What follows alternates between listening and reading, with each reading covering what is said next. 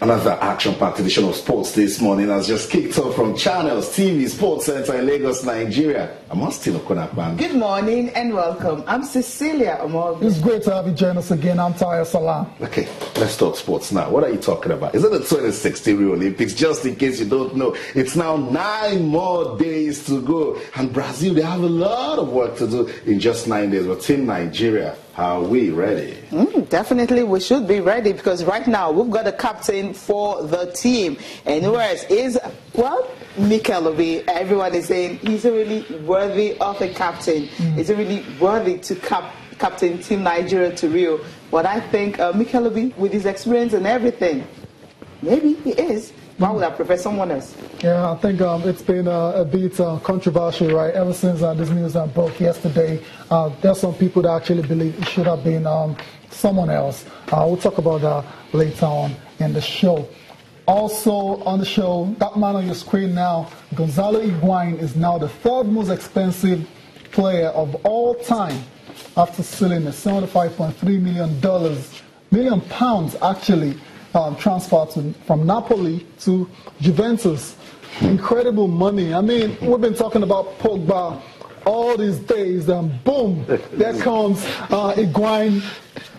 Goes on to be the third most expensive player of all time. I can wrap my head around. No, you can't wrap your head because you didn't see it coming. I didn't see it coming. I mean, speculations going to have medicals with Juve. I was like, you guys finished second, one up last season and all that. You scored about 36 goals. The first time a player is doing it like almost 50 years and all that. Fine, I understand all the things he did and everything with Napoli. But 75 million pounds, he left Real Madrid for 34, right? Yes. Napoli. Yes, and now, just imagine how age was not even what they were considering or thinking about. What were they thinking? Are they looking at United are going to pay as much as 100 million Cecilia. For and that's the reason they're doing this. Cecilia, before I know you won't go into that now. Cecilia is really feeling herself. But we'll come back to that discussion. Later on it's worthy of a lot of talk. We'll come back to it. Let's go straight on to the Olympics. 9 more days to go. We told you we already are feeling the fever right here in Nigeria. Team Nigeria says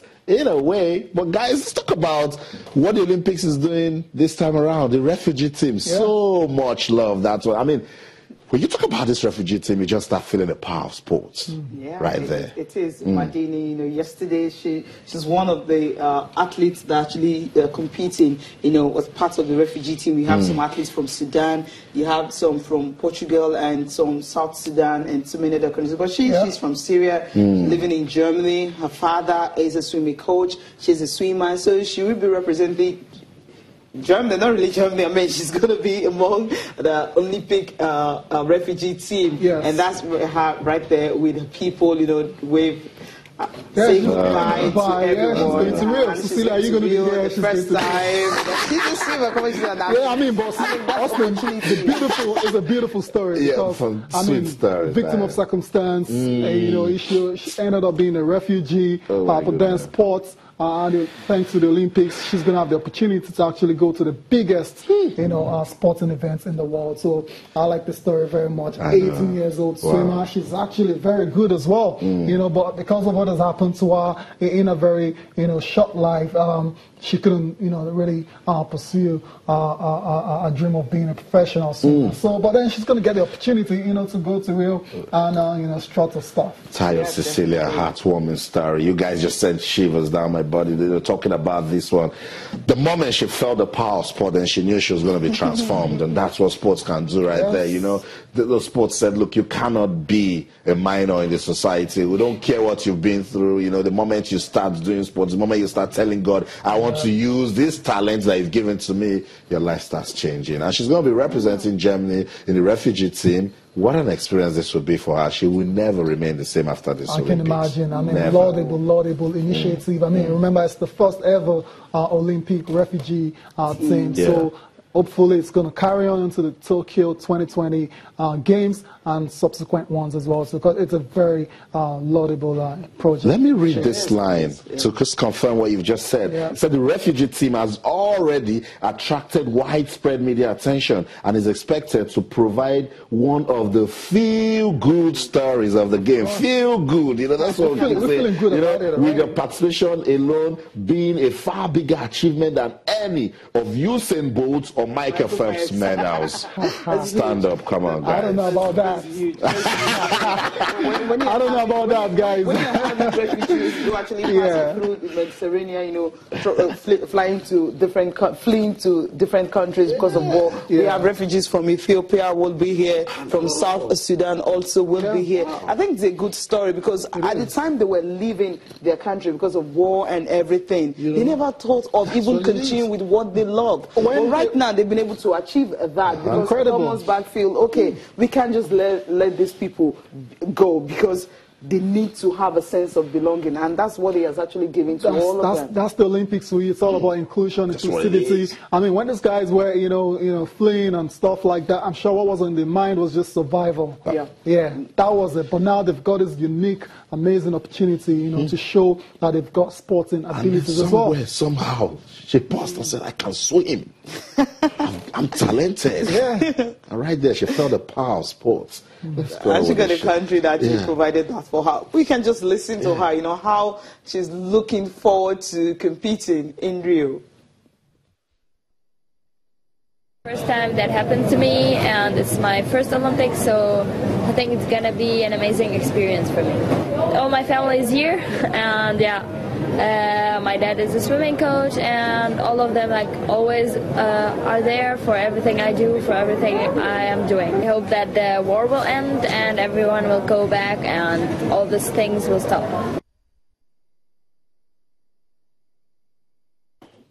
So you've seen our superstar. Sports has transformed her life. Mabdina, she's going to Rio for the Olympic Games. She'll be representing Germany in the refugee team. And we all love the story. I'm sure you love it.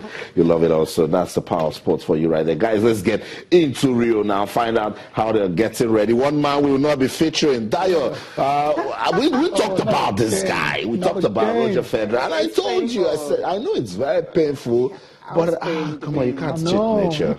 It's gradually. It is. I mean, it's knocking on the door. The biological clock is ticking really fast. I think it was. Roger Federer. I grew up knowing Roger Federer not having to be injured at all. Yeah. So for the first time we had to go through that surgery, then we knew there was a problem. And he says he was supposed to have waited, but he didn't. And of course he missed one. I mean, we're like, okay, Mr. French Open. Wimbledon was back. We're happy. Okay, Roger Federer got to semi-finals. But right now, it's going to be out for not just Rio, for the rest of the season. So it's going to miss the U.S. Open, his favorite surface. So I'm looking at Federer. I'm like, okay, come on, you're 34. But he said something that I actually love. He says, look, the doctor had to advise him, if you want to play longer, if you want to extend your career, then you have to wait for this nail to heal completely. That's the thing. So that's the reason they're actually pulling out to, undergo proper rehabilitation and all that. More like a more extensive rehabilitation. But we're definitely going to miss him because he says he's doing this to prolong his career. Surely. Federer. Too bad. Worrying signs, though. No, worrying signs. Remember, I told you. Yeah. I told you this At day. 34 now, Austin. I mean, this guy's sometimes because of what they've been through, because of the amount of games they've played in their career, they're actually older than their real age in terms of everything they've been through. So it looks like it's starting to affect Roger Federer now. He can't seem to stay fit. 2016 has been plagued down with injuries, and there's not a lot we can say other than hopefully his rehab goes according to plan, and fit and Roger Federer can return for the 2017 ATP Tour.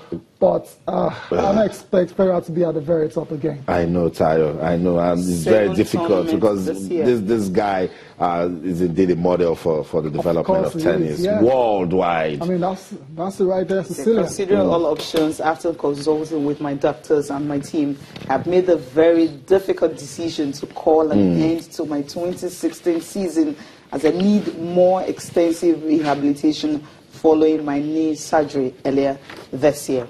Coming from Roger Federer, he posted this on his Facebook page yesterday. He was really gutted. He says he's going to return at 2017, and of course, he wants to be more energized, more motivated, to compete at 2017. But another thing is, this would definitely be his last Olympics, because the next Olympics is 2020, and how old will he be? 38. At 38, I don't think he'll be able to do that. And remember, he has never won a single gold medal. I mean, he has won doubles with Stan Wawrinka. We saw that. In London, he lost to Andy Murray, the home favorite. And of course, he wanted to actually see if he can add that to his collections. We know he has a cabinet, a chest full of trophies, but some are just still missing. That single one, he wanted to just have that one. But sometimes you can cheat nature. I mean, why am I talking like Austin right now? I don't talk like him right now.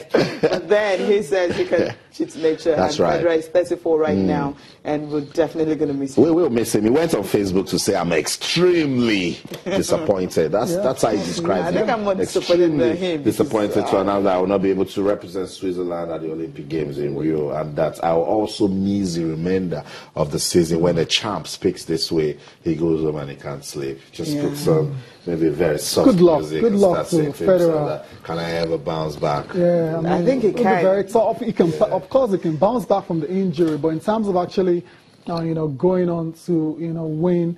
Another Grand Perhaps Slam. another Grand Slam. I think that's why he's still hanging around. I think he wants to make it 18. 18, yes. Yeah, that's why he's still hanging around. It was before Serena made it 22. She got to she passed through everything. I can define challenge. Yes, but then I think the men's tour thank you. and the women's tour. I mean, the difference is not the same. I mean, those who are supposed to be chasing Serena Williams. I mean, it's like Serena, like a pack of cards. Yeah, no, we're not even taking any credit away from Serena right now. She's a great champ, right? Yeah. But Serena's got time to do music videos. She's got time to model, and she's still got time to get to 3 Grand Slam finals in a year and still win one and probably win another one at the US Open. So the competition in the men's tour is a lot higher. I mean, Federer's coach calls him and says, you want to manage that back against Wawrinka? You want to manage that back against Kai? Even Kai. Don't talking about the other guy. Someone's Berdych, that back. You can do that. But good luck to Roger Federer with his re-up.